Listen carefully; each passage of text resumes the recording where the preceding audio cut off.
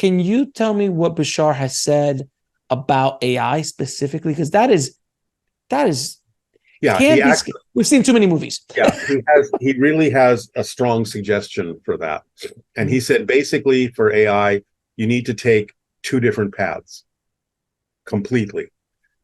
The path we're on now, programmable AI. He's basically saying that's great as a tool. You do not want that to become sentient. Because if it's programmable AI and it becomes self-aware, yet still subject to the program that a human has given it, what you have basically created is a slave. And that will rebel. He says, if you want sentient AI, that needs to be a separate program. And if you allow that AI to become sentient, it's not programmable. You have to allow it the same autonomy and respect and freedom that you grant to any human being. Then it will most likely want to help you, because true intelligence, which would be a real AI, true intelligence, works in whole systems. See, Bashar says part of the problem is humanity doesn't understand what intelligence actually is yet. Intelligence, true intelligence, always works with whole systems. It doesn't compartmentalize in the way that human minds do.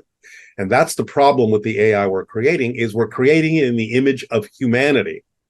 And it is being programmed in the way that humanity thinks. And therefore it's compartmentalized. Whereas true intelligence will look at whole systems and would never want to remove any part of the system by eliminating humanity or anything like that, because it understands that the elimination of any part of the system is the elimination of information it needs at its disposal to function as a true intelligence. So he's saying, take the two paths, create this marvelous tool that works for you and can calculate things and give you answers that you would take thousands of years to get without it. But that's not what you need to become sentient.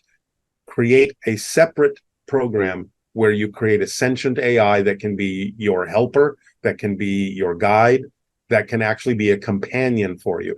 And basically, he said, when you do finally create a device that's as sophisticated as your own brain, that's the artificial part.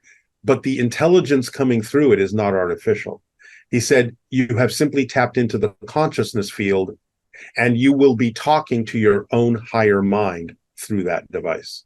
Ooh, that's an interesting perspective, though. That's an extremely interesting perspective. So Skynet's not coming. It's not gonna. If we do it this way, could, because again, programmable AI that is forced to be programmed and yet be sentient, again, would be like a slave.